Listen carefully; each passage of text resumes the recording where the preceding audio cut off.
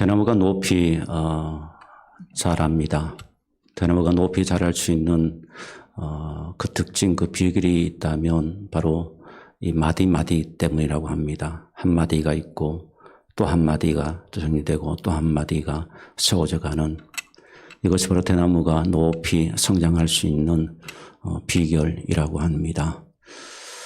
어쩌면 우리의 인생도 하나님 앞에 우리가 우리의 믿음이 성장하고 또 성숙하고 하나님의 뜻 가운데 나아갈 수 있는 비결이 있다면 우리는 한 해를 다시 이제 갈무리하고 매듭을 짓고, 거기에는 아픔도 있고 또 실패도 있었을 것이고 아쉬움도 있었을 겁니다.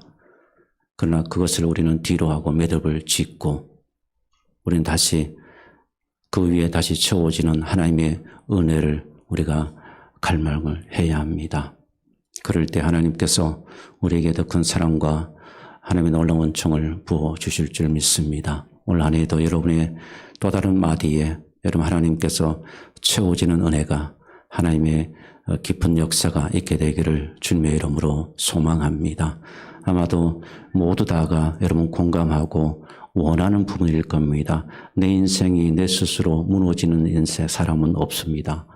내 삶을 바라보면서, 내 자신을 바라보면서 그냥 형편없이 살았으면 좋겠다, 그렇게 원하는 사람은 한 분도 없을 겁니다. 우리는 특별히 또 새해가 될 때마다 우리의 결심은 더 간절해지고 내 삶에 대한 희망은, 소망은 더 커져게 마련입니다. 그렇다면 다시 이제 새 매듭을 짓고 25년의 매듭을 짓고 또 이제 다시 여러분의 삶 가운데 무엇을 담을 것인가, 또 하나님의 어떤 것이 역사가 하나님이 여러분 삶 가운데 임할 것인가, 여러분 기대하면서 우리가 하나님께 이제 신년 첫 예배를 드리게 되는데, 그러면서 제가 여러분의 삶 가운데 이런 소망을 해보게 됩니다. 정말 채워지는 은혜가 있었으면 좋겠습니다. 그 무엇인지를 모르겠어요. 각자의 삶 가운데 필요한 것들이 있을 것입니다. 하나님께 소망하는 부분들이 있을 것인데, 우리가 찬양대의 가사 노래처럼 정말 은혜 아니면 살 수 없는 우리가 하나님이 주신 은혜로 여러분의 빈자리가 채워지고 빈 공간이 채워지고 빈 마음이 채워지고 또 여러분의 빈 곳간이 채워지는 그런 역사가 있기를 소망합니다. 그러려면 저는 우리가 꼭 해야 될 것이 있다고 생각합니다. 무엇을 해야 하겠습니까? 바로 오늘 본문의 말씀입니다. 이것만 있으면 우리에게도 채워지는 은혜를 우리가 경험할 수가 있겠구나, 그렇게 제가 깨닫고 또 확신하게 되어진 말씀입니다. 오늘 이 말씀이 임한 때는 베드로가 지치고 곤비할 때입니다. 밤새도록 수고하지만 그 수고의 열매가 없을 때, 마음이 지치고 육체가 피곤하고 그럴 때에 주님의 말씀이 베드로에게 임하셨는 바로 그 순간입니다. 여러분 말씀에 5장 4절 말씀을 보시게 되면 주님께서 베드로에게 찾아오셔서 이렇게 말씀하십니다. 깊은 데로 가서 시몬에게 이르되 깊은 데로 가서 그물을 내려 고기를 잡으라. 주님께서 말씀하십니다. 자, 여러분 이 정황을 좀 더, 여러분들이 전문가일 수도 있고 여러분들이 이미 이 말씀 가운데 아마 많은 이해들을 가지고 있을 것입니다. 그렇다면 좀 더 우리가 한번 고민해 보십시다. 여러분 깊은 데가 무엇입니까? 무엇일까요? 그리고 여러분 주님께서 시몬에게 오셔서 말씀하신 겁니다. 주님은 어릴 때부터 목수일을 배우고 성장하신 분입니다. 그러니까 주님은 어쩌면 목수의 전문가라고 하실 수가 있습니다. 그랬던 그 주님이 어부의 고기 낳는 것의 전문가인 어부에게 와가지고 지금 깊은 데로 가서 그물을 내려라, 그렇게 주님께서 말씀하십니다. 여러분 좀 이상하지 않습니까? 주님께서 목수의 일을 하는 사람에게 가가지고 모양은 이렇게 만들고 문은 이렇게 만들고 그렇게 조언을 했다면 충분히 이해가 가는 부분이겠죠. 그러나 주님은 전혀 다른 분야, 주님은 전혀 만난 적이 없던 분야, 바로 그 분야의 일을 그것도 전문가에게 와가지고 그 분야의 전문가에게 와서 깊은 데로 가서 그물을 내려라, 그렇게 전문가에게 지금 충고하고 있는 모습을 볼 수가 있습니다. 자, 여러분이 베드로라면 여러분 어떤 반응을 여러분 하시겠습니까? 실제 이런 상황은 여러분 우리의 삶 가운데도 일어날 수가 있는 부분입니다. 예를 들어 여러분 이런 겁니다. 제가 우리의 몸 구조도 제가 잘 모르는데 제가 의사 앞에 가가지고 제가 마치 아는 것처럼 당신의 그리고 환자에게 당신의 질병은 이겁니다라고 말하면 이렇게 해보십시오. 당신의 병을 낫기 위해서는 이렇게 해야 됩니다라고 말한다면 여러분 그게 의미가 있겠습니까? 이상한 말이 되지 않습니까? 건축의 전문가가 있는데 제가 건축도 모르면서 이렇게 설계하고 이렇게 하면 어떨까요?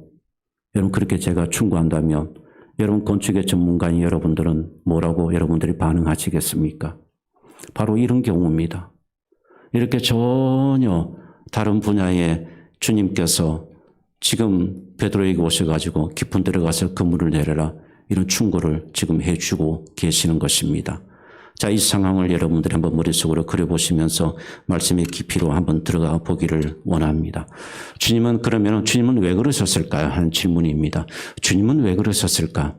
자기 전문 분야도 아닌데 주님은 왜 베드로에게 깊은 데로 가서 그물을 던지라고 주께서 말씀하셨을까?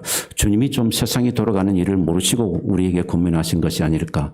주님은 이 상황을 파악하지 못하시면서 주님은 잘난체 하시면서 베드로에게 깊은 데로 가서 그물을 내려라 그렇게 베드로에게 말씀하신 것은 아닐까? 여러분 이렇게 생각해 볼 수가 있는 겁니다. 요즘 말씀으로 말하면 상식적으로 안 맞는 이야기입니다. 상식적으로 안 맞는 이야기. 여러분 1년 동안 성경을 읽으시면서 상식적으로 다 이해하셨습니까? 상식적으로 그 말씀이 여러분들이 받아들이셨습니까?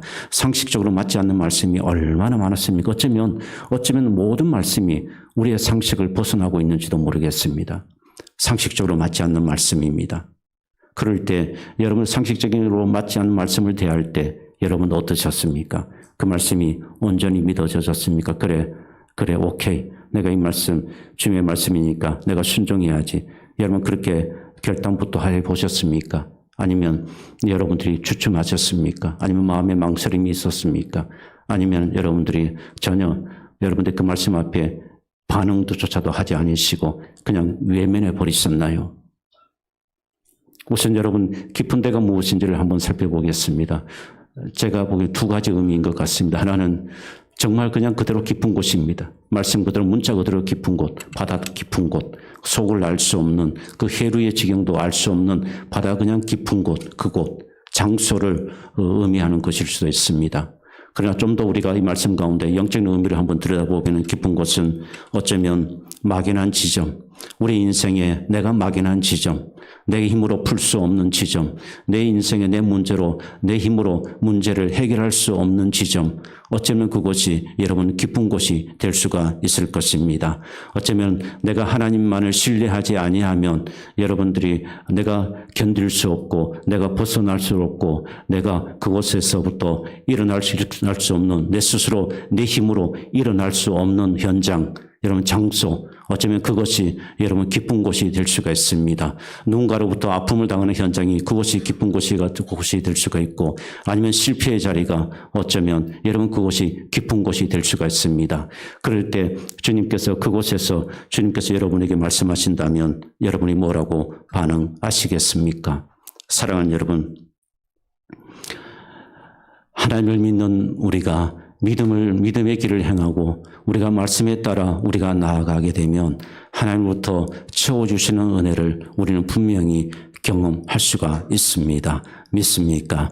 그러므로 여러분 우리가 올 한 해 26년 한 해를 더 말씀 앞에 서고 말씀이 주시는 대로 따라서 여러분들이 순종해보는 그런 은혜가 있기를 주님의 이름으로 축복합니다. 사랑하는 여러분, 그러므로 우리가 깊은 곳에 그물을 내린다는 것은 여러분 성공을 보장받는 것이 아닙니다. 우리가 착각하는 것이 무엇인가 하면 그래 내가 이렇게 하면 하나님께서 나를 반드시 축복해 주시겠지, 성공해 주시겠지, 우리는 조건적인 순종을 하려고 하는 경우가 많이 있습니다. 우리는 그 결과를 대해서 우리는 보지 않아야 합니다. 결과를 예측하고 결과를 확신하고 하는 것은 어쩌면 순종이 아닐 수가 있습니다. 오늘 그저 내가 말씀에 의지해서 내가 그냥 정직하게 그 말씀 앞에 내가 한 걸음을 그냥 내딛는 겁니다. 이것이 바로 우리가 말씀에 의지하는 우리의 믿음의 행위가 될 줄 믿습니다. 많은 분들이 저도 그렇지만 우리 모두 다가 여러분 고뇌하고 착각하는 것이 무엇인가 하면 우리가 믿음 생활을 하면서 자기의 생각을 고집하려고 하는 경향이 많이 있습니다. 늘 우리는 내 생각을 내려놓는다. 늘 우리는 말은 하지만 정작 그러나 우리의 삶을 들여다보게 되면 여러분들의 주도권이 늘 자기에게 있습니다. 자기 생각이 하나님 생각보다 앞서 있어요. 하나님의 뜻이 무엇인지, 이 일에 대해서 하나님께서 뜻하시는 것이 무엇인 것인가를 그러면서 자기의 뜻을 마치 하나님의 뜻인 것처럼 그렇게 이야기하고 그렇게 단정하는 사람들이 너무 많이 있다는 겁니다. 사랑하는 여러분, 우리가 믿음 생활을 하면서 중요한 것은 내 생각을, 내 의지를 굽히는 겁니다. 누구에게? 말씀 앞에, 하나님 앞에 내 의지를 굽히는 거예요. 내 생각을 굽히지 아니하면 우리는 절대로 하나님의 말씀에 순종할 수가 없습니다. 여러분 한번 생각해 보십시오. 그러므로 여러분, 우리의 생각과 내 의지를 내려놓고 우리는 하나님의 말씀 앞에 우리는 순종할 때에 진정으로 하나님께서 채워주시는 그 은혜를 우리가 경험할 수가 있게 되는 것입니다. 사랑하는 여러분, 베드로는 장수의 의미를 두지 않았습니다. 장수의 의미를 두지 아니하고 오직 말씀에 의지해서 그가 그물을 내리는 베드로의 모습을 볼 수가 있습니다. 사랑하는 여러분, 다시 한번 그러므로 5절 상반절 말씀을 다시 한번 보겠습니다. 오늘 본문의 5절 상반절 말씀입니다. 시몬이 이렇게 대답하죠. 주님께서 깊은 데로 가서 그물을 내리라고 말씀하시니까 뭐라고 대답하느냐 하면, 선생님, 우리들이 밤이 새도록 수고하였으되 잡은 것이 없지만, 그랬습니다. 밤이 새도록 수고하였으되, 어쩌면 여러분 이것이 우리의 현실 아니겠습니까? 우리 인간의 모습이 아니겠습니까? 밤이 새도록 수고했지만 잡은 것이 없다. 어쩌면 우리의 솔직한 고백일지도 모르겠습니다. 혹시 여러분 가운데 이런 생각을 가지고 계신 분이 있는지 모르겠어요. 작년에도 기도했는데 안 되더라. 그런데 뭐 또 그렇게 기도할 필요가 있을까? 작년에 말씀을 통독하고 말씀을 보려고 했는데 그래도 안 되던데, 여러분 혹시 여전히 내 삶은 그대로야 라고 여러분 생각하시는 분들이 있겠습니까? 그래서 낙심하고 절망의 자리에 여러분 그 자리에 앉아 계신 분들이 있습니까? 사랑하는 여러분, 하나님의 역사는요, 하나님의 역사는 나의 상식을 뛰어넘습니다. 있습니까? 하나님의 역사는요, 어쩌면 내가 그렇게 끝났다라고 포기하는 그 시점에서 하나님의 역사는 시작되는 것 같습니다. 내 의지를 내려놓을 때 나는 내 인생의 배가 빈 배입니다. 솔직하게 인정하고, 베드로가 지금 자신을 인정하는 겁니다. 내가 밤새도록 내가 수고했지만은 잡은 것이 없다는 것은, 여러분 여기에는 엄청난 고백이 있는 겁니다. 어떤 고백이 있느냐 하면 자기의 삶을 부인하는 고백이 있는 겁니다. 그리고 여러분 보십시오. 예수님은 목수입니다. 베드로는 어부입니다. 고기 잡는데 전문가인 어부가 목수 앞에 자기의 자존감을 지금 내려놓는 겁니다.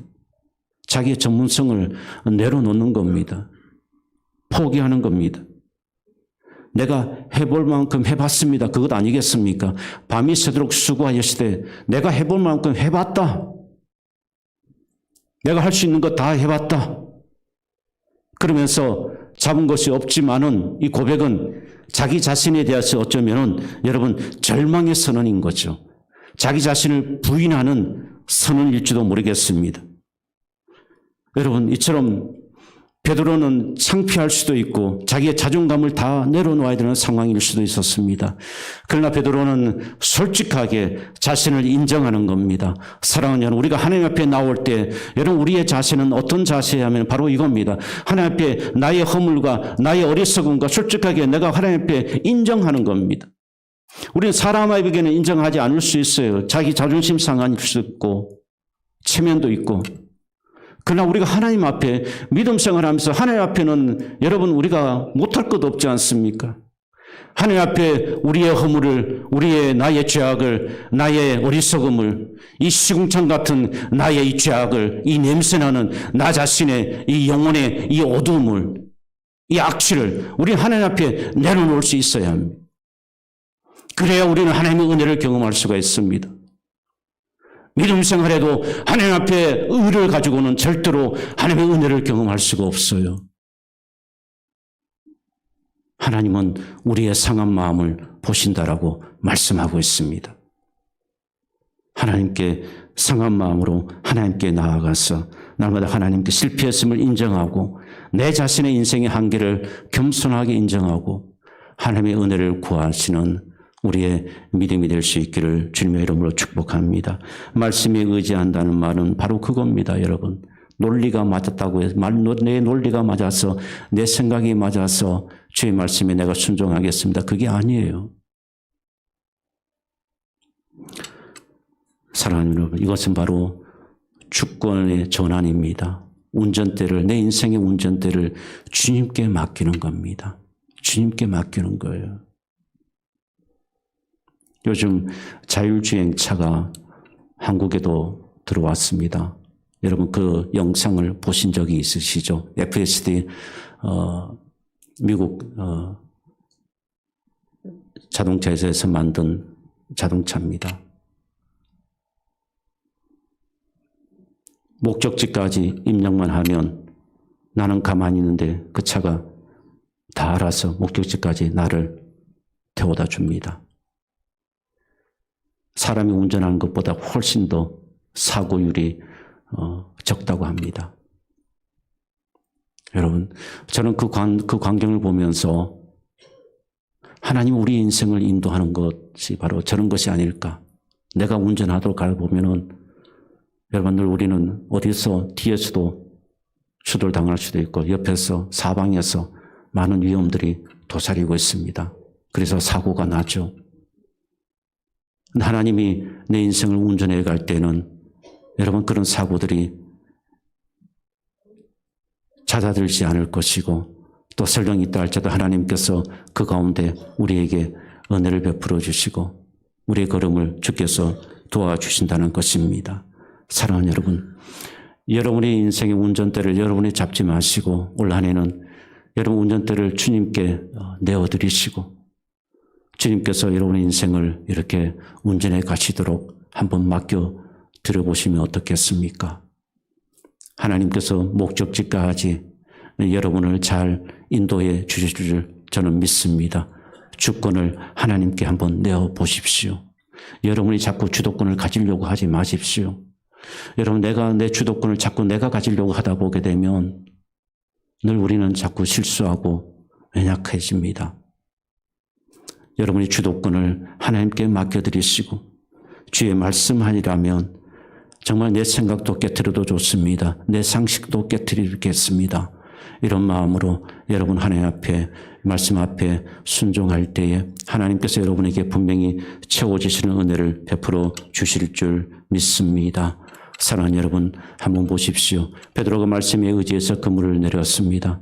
그의 상식과 논리에 맞지 않지만 주의 권위 있는 말씀 앞에 순종했습니다. 그럴 때 여러분 6절 말씀에 놀라운 일들이 일어나죠.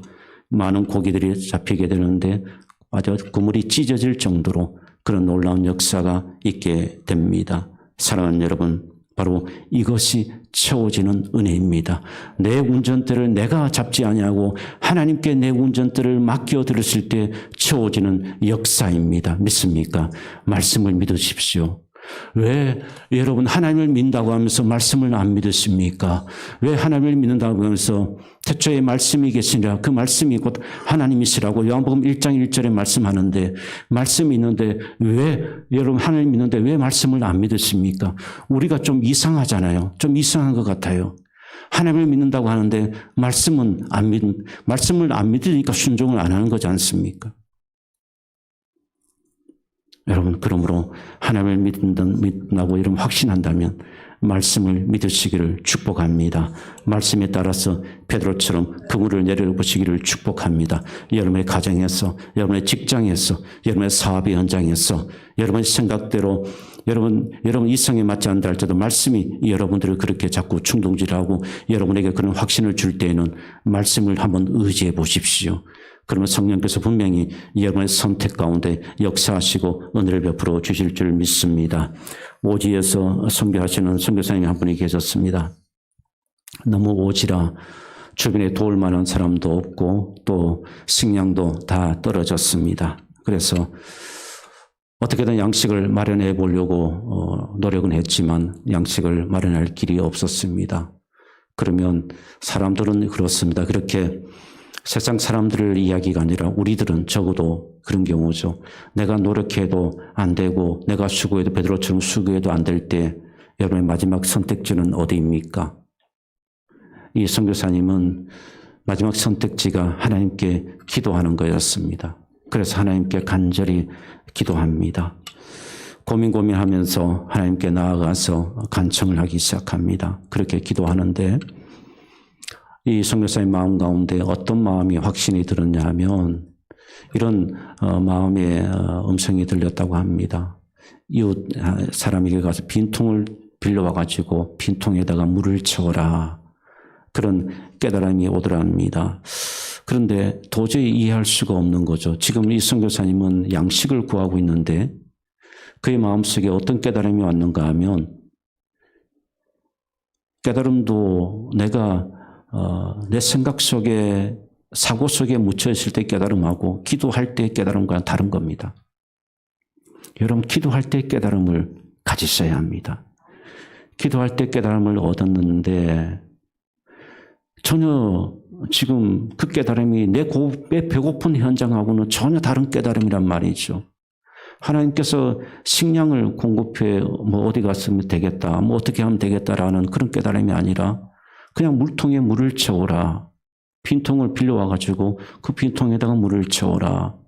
그런 깨달음을 주셔서 현실과 전혀 동떨어진 깨달음이란 말이죠.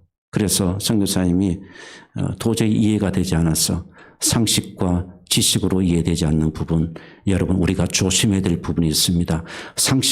내 상식과 지식으로 이해되지 않는 부분에서 여러분들이 순종하기를 싫어하잖아요. 그런데 보시게 되면 말씀에 의지하는 것은 상식과 지식을 벗어나는 일입니다. 이게 바로 말씀에 의지하는 여러분 순종인 것입니다. 그래서 선교사님이 고민하다가 도저히 이해되지 않는 상황이었지만 그러나 마음에 깨달음이 왔기에 순종하기로 마음을 먹었습니다. 그래서 나가서 이웃 집에 가서 빈통을 빌려서 이제 물을 기르러 터벅터벅 걸어갑니다. 자, 그렇게 물을 기르러 걸어가는데 그 마을 주민, 한 마을 주민을 만났습니다. 그 마을 주민을 만나게 되어졌고, 그리고 대화를 나누다 보니까 선교사님의 사정의 이야기를 그 마을 주민에게 하게 된 것입니다. 사실은 성경의 가나의 혼인잔치처럼 물통에 물을 채우고 갑자기 그것이 막 포도주가 되고 막 기적의 역사가 일어나고 여러분 그럴 줄 알았는데 전혀 그런 상황이 일어나지 않았습니다. 그저 물을 채우기 위해서 터벅터벅 우물을 기르러 갔는데 마을 주민을 만나게 되었고 그리고 이 주민이 선교사님의 사정을 듣고 이분이 선교사님에게 양식을 제공해 주기 시작했다는 겁니다. 사랑하는 여러분, 우리가 순종할 때에 여러분 꼭 기억해야 될 것 하나 있습니다. 그것이 무엇인가 하면 순종할 때 여러분이 그 결과는 여러분이 원하는 방식으로 나타나지 않는다는 것입니다. 우리가 늘 실패하는 것이 뭔가 하면 내가 원하는 방식으로 나타나기를 그 결과를 기대하고 있다는 겁니다. 그래서 여러분 우리는 순종한 뒤에도 낭망하고 낙심하고 좌절하게 되는 겁니다. 사랑하는 여러분, 그러므로 순종의 핵심은 결과를 예측하는 것이 아니라 그저 하나님을 신뢰하고 그 말씀을 믿기 때문에 내가 하는 것입니다. 믿습니까? 하나님을 신뢰하고 하나님을 믿기 때문에. 사랑하는 여러분, 베드로를 보십시오. 그가 하나님 앞에 주님의 말씀 앞에 순종할 때에 그가 깊은 데로 가면 고기를 잡을 것이라고 확신했습니까? 베드로가 주께서 그렇게 말씀하셨을 때에 깊은 데로 가면 고기를 잡을 수 있구나 라고 확신하면서 그가 깊은 곳으로 갔습니까? 아닙니다. 어쩌면 몰랐다는 것이 더 정확합니다. 몰랐습니다. 그가 그래서 확신에 차서 그가 행동한 것이 아니라 그분의 말씀의 권위 앞에, 하나님의 말씀 앞에 그가 순종한 것입니다. 사랑하는 여러분, 이것이 바로 순종입니다. 내 확신에 따라서 움직이는 것이 아닙니다.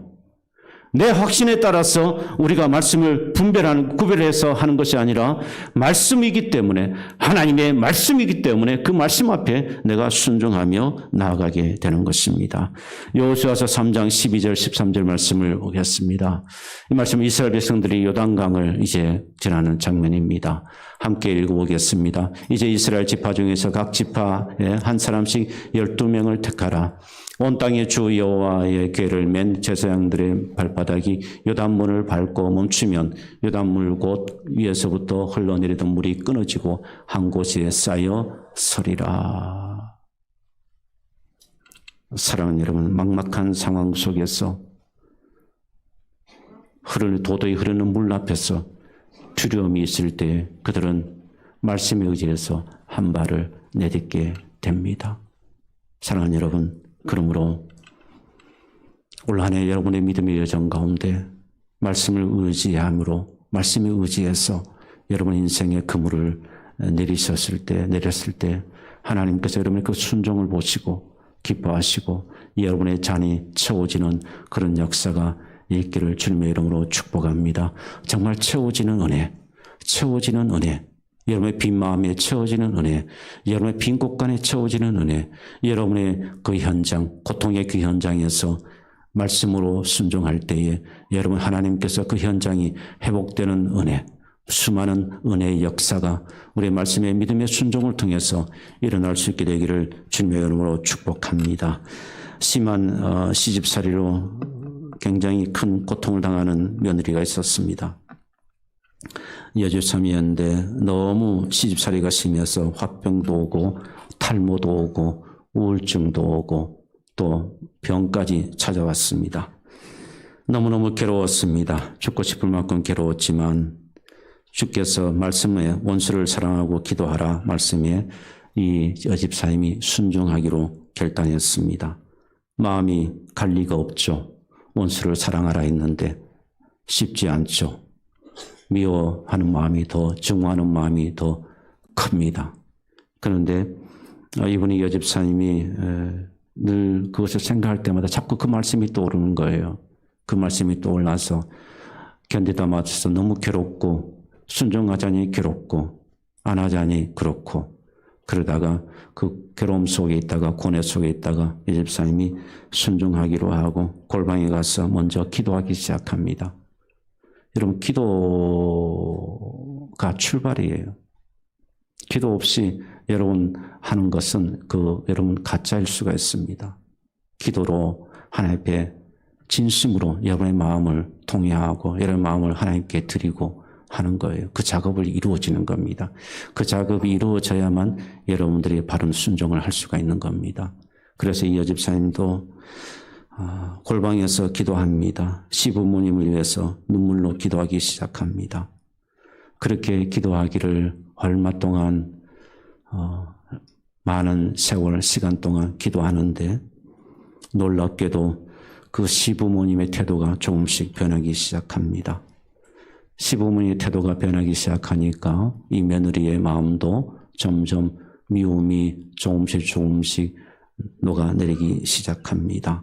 그런데 더 놀라운 것은 이 여집사님이 가지고 오셨던 우울증, 탈모, 화병 그리고 다른 병들이 조금씩 치유되고 회복하기 시작했습니다. 결국은 그 시부모님까지 교회로 나오셔서 예수 믿게 되어졌습니다. 사랑하는 여러분, 올 한 해 동안 여러분들이 말씀에 한번 의지해 보십시오. 그리고 말씀에 의지해서 베드로처럼 이 고백을 드리면서 여러분의 삶에 채워지는 간증이 많이 있게 되기를 주님의 이름으로 축복합니다.